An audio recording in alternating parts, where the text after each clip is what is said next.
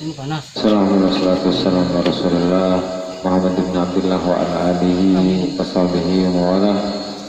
Wala hawla wala quwwata illa billahi al-'aliyyil 'azim wa ta'lim wa naf'al intifad wa qurrat tazkir wa ifadah wa istifad wa hasala tamassuki bi kitabillah wa sunnati rasulih wa du'a ila al-huda wa dalalata ala khair ibtigha'a wajhihi wa qurbihi wa thawabihi subhanahu wa ta'ala.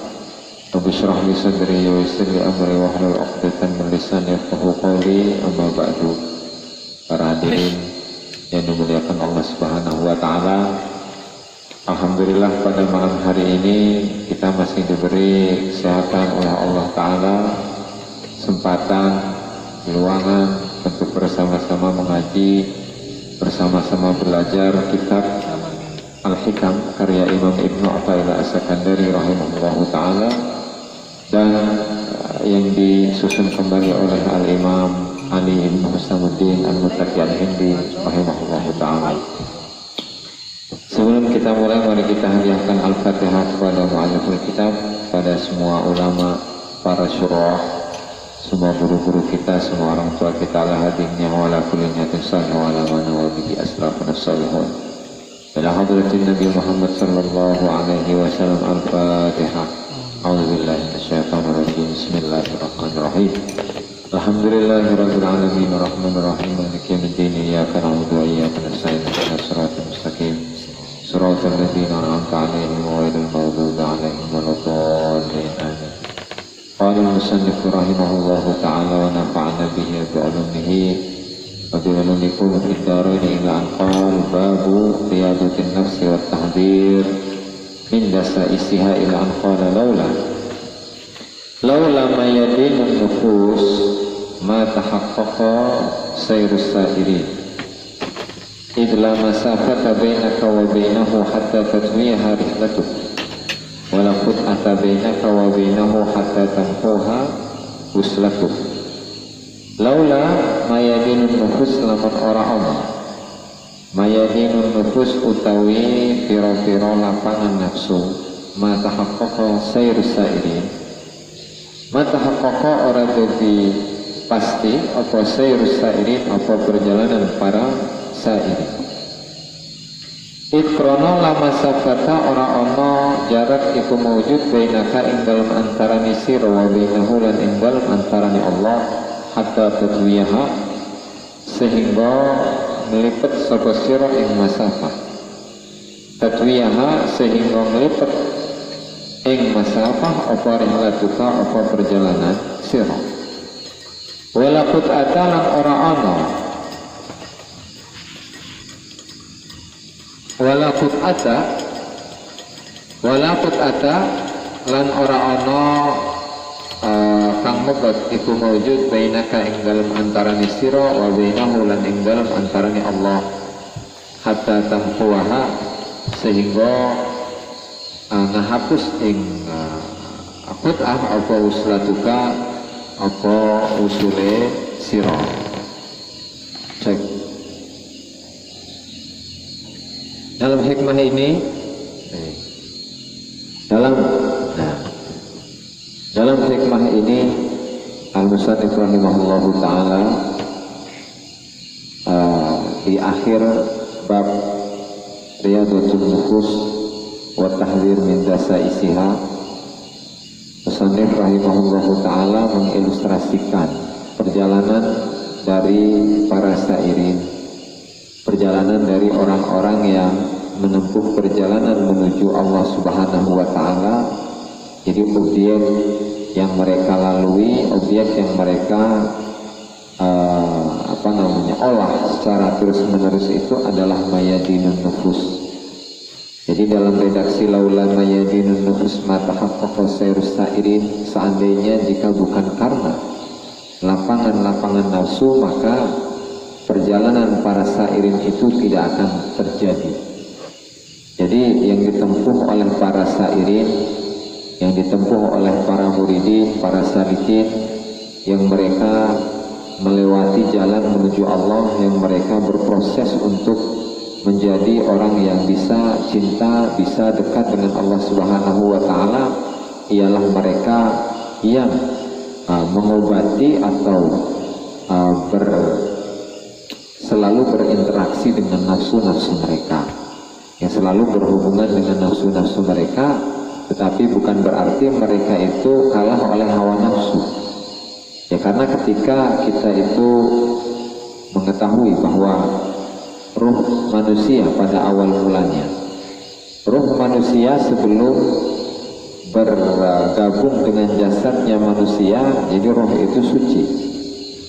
Jadi antara roh manusia dengan para malaikat itu sama-sama tidak memiliki nafsu, sama-sama taat kepada Allah Subhanahu wa Ta'ala, sama-sama ingin beribadah kepada Allah Subhanahu wa Ta'ala.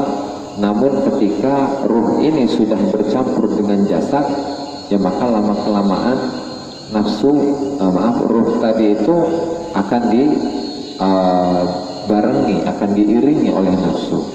Nah, sehingga muncullah nafsu-nafsu yang ada dalam diri manusia, dan nafsu-nafsu ini memiliki sifat atau penyerupaan dengan nafsu yang dimiliki oleh hewan atau yang dimiliki oleh setan.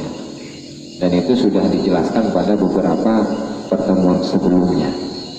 Nah, sehingga laula mayadinun nufus ma tahaqqaqa sayrus sairin. Nah, di sini jika bukan karena medan-medan nafsu, ya medan-medan nafsu, maka perjalanan para sairin, perjalanan para salikin dan muridin itu tidak akan menjadi kenyataan, tidak akan ada perjalanan mereka itu. Ya, sehingga banyak dari ulama yang mengatakan bahwasanya intaha sayrul qalibin ila dhafari bi nufusihim. Jadi perjalanan dari para muridin, para saliki itu selesai pada mengalahkan kepada hawa nafsu. Jadi perjalanan mereka itu atau proses yang sedemikian rupa, yang mulai dari taubat, kemudian warok, kemudian rojak, khof dan seterusnya, itu ujung-ujungnya atau finishnya itu ya mengalahkan hawa nafsu. Ketika mereka sudah mengalahkan hawa nafsu, maka kondisi dari ruh, kondisi dari kalbu manusia itu akan menjadi bersih, sehingga dalam keadaan seperti ini barulah dia itu pantas menjadi orang yang menerima ilmu-ilmu laduni dari Allah Subhanahu wa Ta'ala, atau barulah dia itu pantas untuk menerima atau memperkenalkan diri dengan Allah Subhanahu wa Ta'ala, dan Allah Ta'ala akan memperkenalkan dirinya kepada orang yang hatinya itu sudah bersih. Gitu. Maka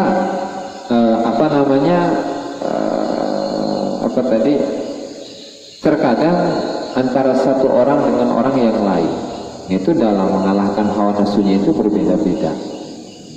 Kenapa ya? Karena memang kesukaan dari masing-masing orang itu berbeda.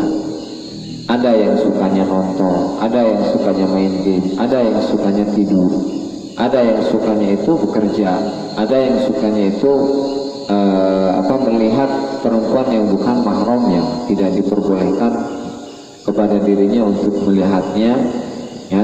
Ada yang dia itu suka berjudi, ya, suka berzina, suka maling dan seterusnya. Itu beda-beda. Nah, sehingga cara untuk mengobatinya itu ya berbeda antara satu orang dengan orang yang lain. Orang yang suka ngaji, ya misalnya, orang yang suka ngaji, obatnya untuk bisa mengobati hatinya, untuk bisa menjadikan hatinya itu menjadi bersih, itu berbeda dengan orang yang tukang puasa. Orang yang tukang puasa, ya obatnya apa? Coba dia itu dia itu tidak berpuasa lagi, sehingga ketika dia tidak berpuasa, apakah merasa dirinya berbeda ketika dia dalam keadaan puasa? Atau ketika orang yang tukang ngaji, dia nafsunya itu dilatih bahwa dirinya itu tidak lagi ngaji tapi disibukkan dengan hal yang lain, apakah dia merasa bahwa dirinya itu lebih baik, lebih mulia, lebih utama dari orang yang lain? Nah, sehingga antara satu orang dengan orang yang lain itu berbeda cara menundukkan hawa nafsunya, berbeda cara membersihkan hatinya. Nah, sehingga orang yang mengetahui obat dari penyakit yang dimiliki oleh masing-masing orang itu namanya adalah syaikhut tarbiyah atau guru yang mendidik seseorang agar dia itu bisa bertemu dengan Allah Subhanahu wa Ta'ala, agar bisa menjernihkan hatinya, agar ruhnya itu kembali menjadi suci, gitu ya. Nah, kemudian oleh Al-Imam Ibnu Ajibah rahimahullah ta'ala, beliau membagi manusia menjadi dua kelompok. Yang pertama adalah kismun la sayra lahu. Pertama adalah golongan yang mereka itu tidak memiliki sayr, tidak memiliki perjalanan. Yang kedua adalah kismun syaqat nufusuhum ila hadratil malik. Satu golongan lagi, mereka atau jiwa mereka itu sangat merindukan Allah Subhanahu wa Ta'ala. Nah, sehingga yang pertama, kismun la sayra lahum ini adalah dari kalangan orang yang awam. Orang awam itu yang bagaimana? Yang mereka itu tidak memiliki keinginan, tidak memiliki harapan, tidak memiliki cita-cita untuk mau cinta kepada Allah, untuk mau mengejar cinta Allah Subhanahu wa Ta'ala, meskipun mereka adalah para ulama, gitu. Meskipun mereka adalah para ulama, ya, karena alasannya itu adalah la tawajjuha lahum ilallah, karena mereka itu tidak mau menghadapkan diri kepada Allah, karena mereka hanya fahum waqifuna ma'adh-dhahiri syariah. Mereka itu hanya mencukupkan diri dengan atau berdiam, hanya dengan melaksanakan zahirnya syariat. Ketika syariat itu memerintahkan kita untuk sholat, ya sholat, untuk meninggalkan zina, ya meninggalkan zina, untuk meninggalkan perkara-perkara yang buruk, akhlak-akhlak yang buruk, ya meninggalkan hal-hal yang tadi disebutkan. Ya, karena rata-rata dari para ulama, terutama golongan ahli fikih, para fuqaha yang tidak bertasawuf, ya rata-rata mereka itu mengambil pandangan, mengambil pendapat yang pendapat itu hanya melulu pendapat-pendapat yang memudahkan dirinya, gitu. Pendapat yang selalu memudahkan dirinya, dan pendapat tadi sesuai dengan hawa nafsunya, gitu kan. Sehingga mereka itu tidak mau untuk merubah kebiasaan-kebiasaan mereka, gitu. Tidak mau merubah atau melawan syahwat-syahwat mereka. Maka ya mereka akan selalu seperti itu. Dan oleh Imam Ibnu Ajibah rahimahullah ta'ala, meskipun mereka adalah para ahli fikih, para ahli hukum, namun mereka itu masih dalam golongan awamul muslimin, adalah orang awam dari kalangan orang-orang muslimin, gitu. Sementara golongan yang kedua itu golongan yang jiwa mereka itu merindukan Allah Subhanahu wa Ta'ala, dan mereka selalu disibukkan untuk bermujahadah, disibukkan untuk melawan hawa nafsunya, ya, selalu berintrospeksi diri. Ketika dia melakukan sholat, ya Allah, apakah sholat saya itu diterima atau tidak? Ketika dirinya sholat, apa yang dia rasakan ketika sholat? Apakah dia merasakan kehadiran Allah Subhanahu wa Ta'ala ketika dalam sholat? Ya, ketika dia melaksanakan puasa, ya, ketika dia melakukan puasa Senin Kemis, atau puasa Daud, satu hari puasa, satu hari enggak, atau bahkan puasa dahar, puasa yang setiap hari, kecuali hari-hari yang dilarang oleh Allah Subhanahu wa Ta'ala untuk melaksanakan puasa di sana. Apakah dia merasakan sir atau rahasia dari ibadah-ibadah yang telah dilaksanakan atau tidak? Dan jika tidak, maka ya mereka akan mencari-cari. Kenapa? Berintrospeksi. Kenapa ketika saya sholat tidak merasakan apapun? Bahkan ketika saya sholat, ya sholat takbir ya takbir, baca fatihah, ruku ya ruku, sujud ya sujud, dan seterusnya sampai salam. Tidak merasakan apapun. Jadi ketika melaksanakan sholat ya hanya sekedar melaksanakan kewajiban, hanya sekedar menggugurkan kewajiban yang Allah bebankan kepada dirinya. Nah, tetapi orang yang golongan yang kedua ini, setiap kali mereka tidak merasakan kenikmatan, kenyamanan, kelezatan, ketenangan di dalam ibadah-ibadah yang tadi disebutkan, ya maka mereka akan selalu berintrospeksi, bermuhasabah, apa sih penyakit yang ada di dalam diri saya ini. Nah, sehingga mereka akan selalu memperbaiki sampai di satu posisi di mana mereka itu bisa merasakan ketenangan, kenyamanan, kelezatan, kenikmatan tersebut dalam ibadah-ibadah yang disebutkan tadi, gitu ya. Yang pada intinya golongan yang kedua ini mereka itu berusaha atau berupaya untuk isqatil manzilati wal jah. Mereka akan berusaha untuk menggugurkan atau menjatuhkan harga diri mereka di hadapan manusia.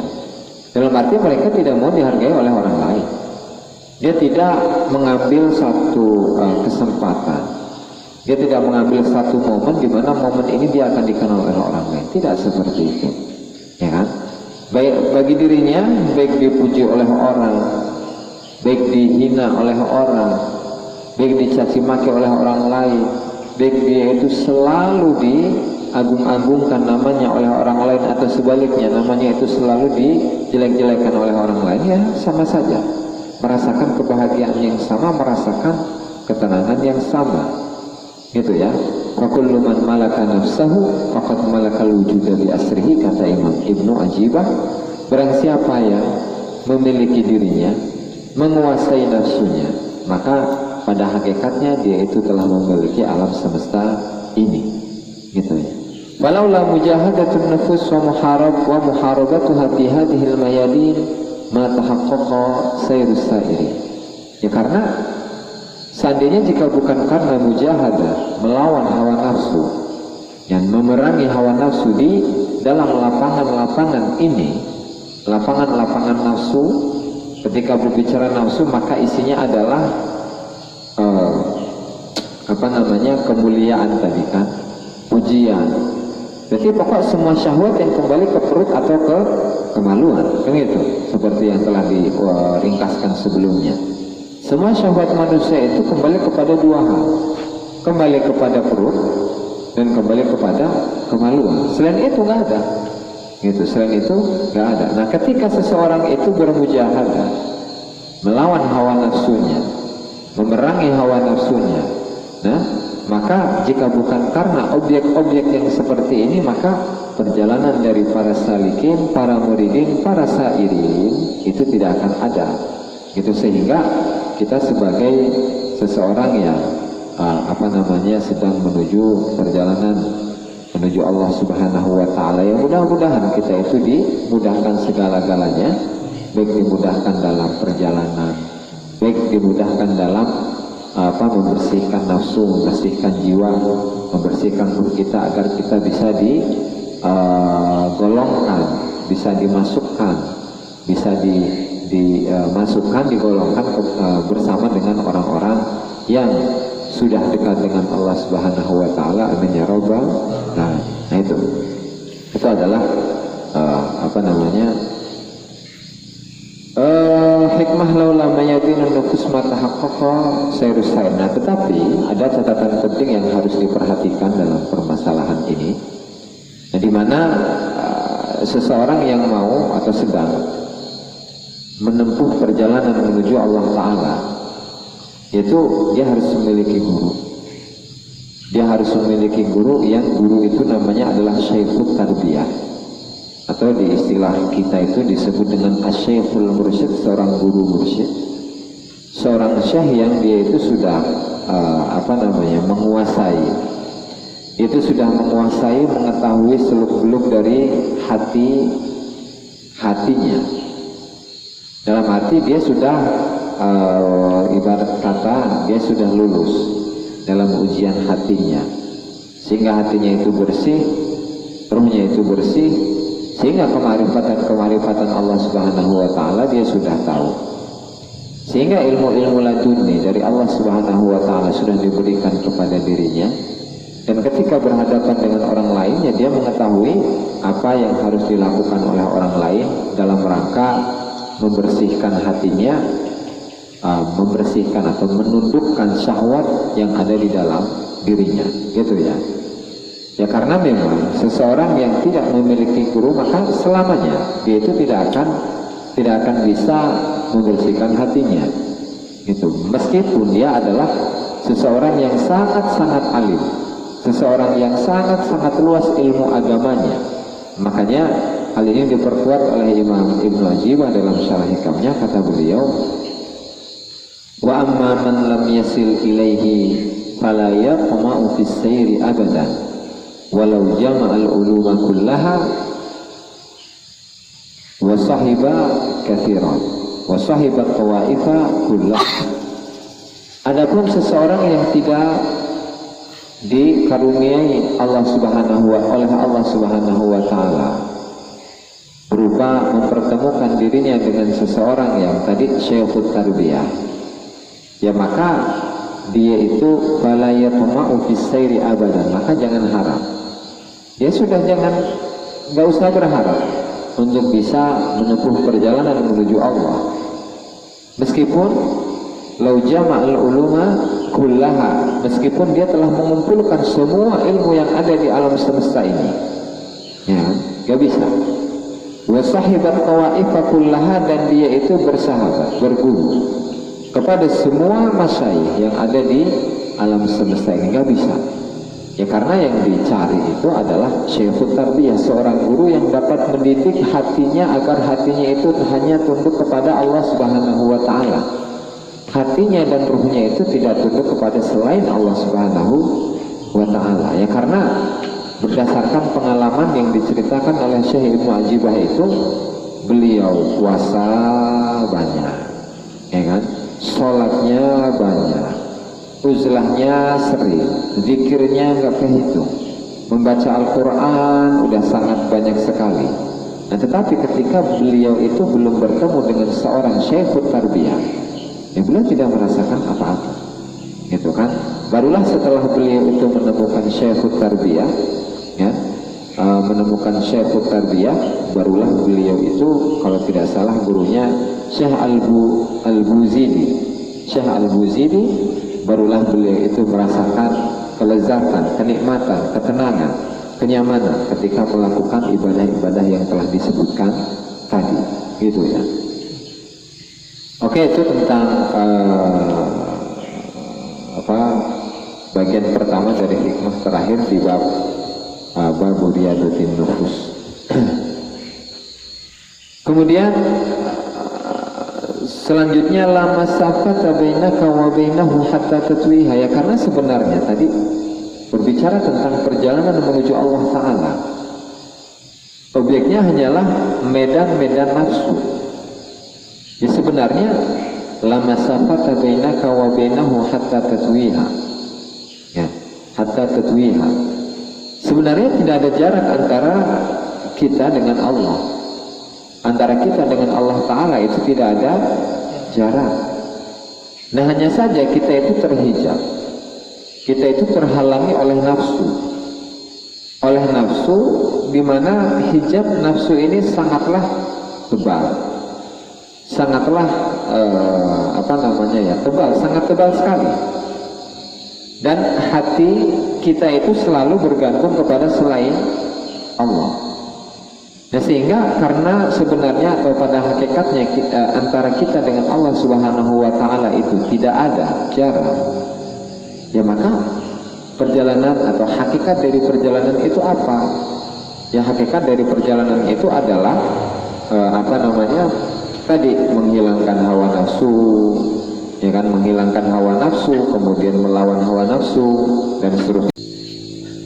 Jadi yang intinya perjalanan menuju Allah Subhanahu wa ta'ala itu adalah apa tadi?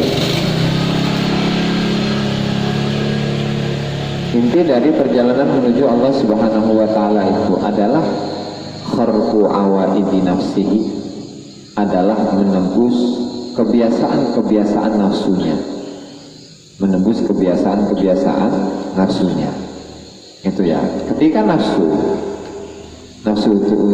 itu ingin dihormati oleh orang, ingin dimuliakan oleh orang, ingin mendapatkan kekayaan, ya, ingin disebut sebagai orang yang paling alim, ingin disebut sebagai seorang ulama, ingin disebut sebagai ahli zikir, ingin disebut sebagai ahli tasawuf dan seterusnya. Ini kan godaan-godaan nafsu, ya, godaan-godaan nafsu. Nah, sehingga ini itu atau hal ini menjadi penghalang antara dirinya dengan Allah Subhanahu wa taala, ya, sehingga dia tidak bisa menyaksikan Allah taala, tidak bisa menyaksikan Allah taala, ya kan? Tidak bisa bertemu dengan Allah Subhanahu wa taala, padahal Allah taala itu sangat dekat. Dalam sebuah ayat Allah taala itu berfirman, wa nahnu aqrabu ilaihi min hablil warid. Dan kami, kata Allah taala, lebih dekat kepada manusia daripada dekatnya urat nadi. Ini kalau urat nadi itu seberapa dekat sih? Ya kan? Seberapa dekat sih dengan diri kita? Dengan mengalirnya darah, kan gitu. Mengalirnya darah, mengalirnya nyawa yang di dalam diri manusia. Nah, ketika darah itu mengalir, ya, darah itu mengalir, nyawa manusia itu ada di dalam jasadnya, ya, maka apa yang lebih dekat lagi selain Allah Subhanahu wa taala? Nah, makanya karena saking dekatnya Allah Subhanahu wa taala kepada kita, tetapi kita itu tidak merasakan kedekatan Allah Subhanahu wa taala kepada kita, ya, kita tidak akan bisa menyaksikan Allah taala. Kita tidak bisa merasakan betapa dekatnya Allah Subhanahu wa taala kepada diri kita. Ya kan? Nah, makanya para ulama itu menyusun kitab tasawuf, yang menyusun kitab thariqah untuk diajarkan kepada orang-orang lain, untuk diajarkan kepada murid-muridnya. Ya, tujuannya adalah agar mereka itu bisa mengalahkan hawa nafsu. Tujuannya adalah agar mereka itu bisa membersihkan dirinya dari hijab-hijab yang menghalangi dirinya dengan Allah Subhanahu wa taala. Ya, karena memang hakikatnya tadi antara manusia dengan Allah taala itu tidak ada penghalang, gitu kan. Dan tidak ada pemutus antara kita dengan Allah taala sehingga kita butuh bersambung lagi dengan Allah taala, gitu. Nah, sehingga karena tidak ada jarak di antara kita dengan Allah, tidak ada pemutus antara kita dengan Allah, ya, maka kita itu atau objek yang harus kita obati atau objek yang harus kita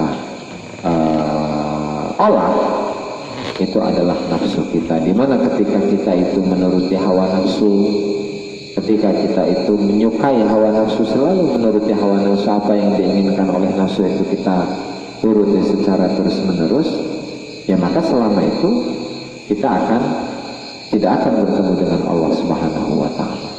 Tetapi ketika hawa nafsu yang mengikuti kita, ya, hawa nafsu yang mengikuti kita, apa yang kita inginkan itu dituruti oleh nafsu, ya, maka sebaliknya kita akan bisa bertemu dengan Allah Subhanahu wa taala. Itu walaqad khalaqnal insana wa na'lamu ma tuwaswisu bihi nafsuhu wa nahnu aqrabu ilaihi min hablil warid. Nah, dalam ayat Al-Quran Allah Ta'ala itu menyatakan kami telah menciptakan manusia, dan kami telah mengetahui apa saja yang bisiki oleh nafsu, apa saja yang dibisiki oleh nafsu. Wa nahnu aqrabu ilaihi min hablil warid, dan kami itu lebih dekat, ya, kami maksudnya Allah Ta'ala itu lebih dekat kepada manusia daripada urat nadi, gitu. Nah, para ulama dalam hal ini menguatkan apa sih, atau intisarinya apa, mengintisarikan bagaimana sih manusia seharusnya dalam menjalankan kehidupannya. Nah, kata Imam Abu Madian, dan Imam Abu Madian ini adalah salah seorang murid dari Imam Abdul Qadir Al-Jailani, Syekh Abdul Qadir Al-Jailani rahimahullahu ta'ala. Kata beliau, man lam yamut lam yaral haq. Barang siapa yang tidak mati, maka dia tidak bisa melihat Allah. Matinya mati apa dulu? Apakah mati nyawanya atau ada maksud yang lain? Bukan mati nyawanya, karena setiap orang yang mati nyawanya, hilang nyawanya atau ruhnya itu berpisah dengan jasadnya, ya, belum jaminan dia itu bisa bertemu dengan Allah. Tetapi seseorang yang sudah mematikan nafsunya, ya, sehingga dia sudah tidak memiliki keinginan apa-apa, sudah tidak pernah mengikuti hawa nafsunya, ya, barulah dia bisa melihat Allah Subhanahu wa Ta'ala. Oke, itu pertama. Dan kedua, nah kata beliau, qala ba'duhum, sebagian ulama mengatakan la yadkhulu 'ala Allah hatta yamuta arba'a mautat. Seseorang itu tidak akan bisa masuk kepada Allah. Seseorang itu tidak akan masuk kepada Allah sampai dia itu mati dengan 4 kematian. Ya, ini lebih jelas ini. Yang pertama al-mautul ahmar, kematian yang warnanya merah. Apa itu? Wa huwa mukhalafatun nafs, melawan hawa nafsu. Pertama. Yang kedua wal mautul aswad, kematian yang hitam. Apa itu? Wa huwa ihtimalul adza minal khalq, itu menahan gangguan dari orang-orang. Setiap orang yang menyakiti dirinya, setiap orang yang mengganggunya, dia tahan, yaitu tidak membalasnya, tidak mendoakan jelek dan seterusnya. Itu kedua. Yang ketiga wal mautul abyad, kematian yang putih, mati tapi sifatnya putih. Apa itu? Wal ju', lapar, jadi bisa menahan lapar, ya. Yang keempat wal mautul akhdar, kematian yang hijau. Wa huwa lubsul murafa'at, adalah memakai pakaian-pakaian yang gembel, pakaian-pakaian yang jelek, baju-baju yang pakaian yang robek-robek. Ya, dalam arti baik itu compang-camping, baik itu mati yang warnanya merah atau kematian yang warnanya merah, kematian yang warnanya hitam, kematian yang warnanya putih ataupun hijau, itu semuanya sama, ya, melawan hawa nafsu, membiasakan diri agar diri itu tidak terbiasa melakukan hal-hal yang biasa dia lakukan. Biasanya banyak tidur, nah ini sekarang udah jarang tidur. Biasanya kalau makan itu kenyang, nah dia itu selalu lapar, ya. Kemudian ketika dia itu terbiasa menggunakan baju-baju yang bagus, ya, ini menggunakan baju yang compang-camping, yang jelek, ya biasa-biasa aja. Nah, sehingga semuanya itu kembali ke situ. Nah, barulah ketika seseorang itu sudah merasakan 4 kematian ini, dia sudah melawan hawa nafsunya, bisa menahan gangguan dari banyak orang, kemudian dia selalu merasakan lapar, ya, dan dia memakai pakaian yang biasa-biasa, yang jelek, yang compang-camping. Nah, barulah orang yang seperti ini didekatkan dengan Allah, kepada Allah Subhanahu wa Ta'ala. Nah, sehingga setelah itu, ya, misalnya ketika kita itu melihat bagaimana perjalanan kehidupan Syekh Abdul Qadir Al-Jilani rahimahullahu ta'ala. Jadi ketika beliau, ya, pesantren di umur 18 tahun, umurnya berapa sekarang? 19 tahun. Jadi pertama kali pesantren Syekh Abdul Qadir itu umurnya 18 tahun. Nah, sampai berarti. Tetapi dari 18 tahun ini nggak pernah pulang, bro. Jadi itu merupakan pertemuan terakhir antara beliau dengan ibunya. Ya. Sehingga setelah itu pesantrennya sangat lama, ya kurang lebih 25 tahun sampai 30 tahun. Sampai tua berarti ya. Nah, sampai tua itu. Tapi ngepulang-pulang. Jadi beliau nggak pernah, apa ibaratnya ya, meminta kiriman dari rumah gitu, nggak pernah. Nggak pernah ya. Tapi ketika menjalani waktu yang sangat lama ini ya, beliau itu ketika dalam keadaan lapar yang makan apa adanya. Ya, kalau ada di daun-daunan, ya beliau mencari daun-daunan. Bahkan suatu ketika dalam beberapa minggu beliau itu nggak minum air. Nah, sampai kondisi badannya itu sangat lemah, tidak minum, tidak makan. Bahkan dikira oleh orang lain itu beliau sudah meninggal, sudah mati. Nah, beliau sudah mati. Nah, sehingga setelah itu lama kelamaan terbiasa dengan hal yang seperti itu. Nah, barulah beliau itu hatinya sudah bersih, ruhnya sudah suci, sehingga beliau itu dekat dengan Allah Subhanahu wa taala, dan beliau dipertemukan dengan para guru-gurunya, yang para guru-gurunya adalah para wali gitu, para orang-orang yang soleh ya, dan seterusnya. Nah, barulah setelah itu beliau diangkat oleh gurunya untuk atau sebagai pengganti dari gurunya ketika sudah meninggal. Nah, setelah itu barulah beliau itu hidup dalam keadaan yang sangat-sangat mewah. Itu makanannya enak, setiap makan makanannya ayam, gitu kan. Daging-dagingan, hartanya melimpah, kursinya megah, rumahnya megah, dan seterusnya. Kayak istana deh. Nah, jadi kenapa bisa seperti itu? Ya karena memang ketika seseorang itu sudah dekat dengan Allah Subhanahu wa taala, ya maka semua hal yang berkaitan dengan kebutuhannya itu akan dicukupi oleh Allah Subhanahu wa taala. Nah, sehingga ketika dalam keadaan pesantren, ya jangan haraplah makannya enak gitu kan, tidurnya nyaman, kemudian bisa tidur dengan santai kan, kemudian cita-cita yang terlalu tinggi lah, jangan. Ya karena di pesantren itu adalah tempatnya orang yang susah. Itu Imam siapa tadi, Syekh Abdul Qadir Jailani aja seperti itu. Apalagi kita yang orang-orang biasa gitu kan. Nah, itu adalah gambaran dari perjalanan Imam Syekh Abdul Qadir Al-Jailani rahimahullahu taala,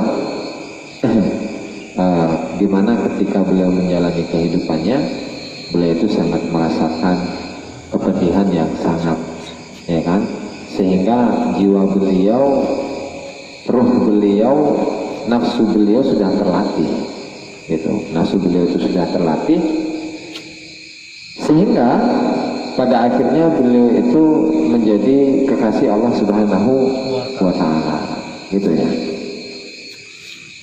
Kemudian selanjutnya bab yang baru. Nah, intisari dari hikmah tadi ya.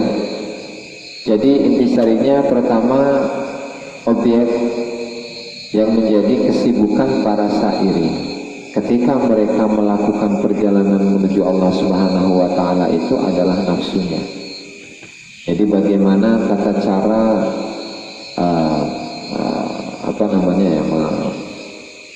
menundukkan hawa nafsu, melatih hawa nafsu, kebiasaan-kebiasaan nafsu, nah itu dilawan.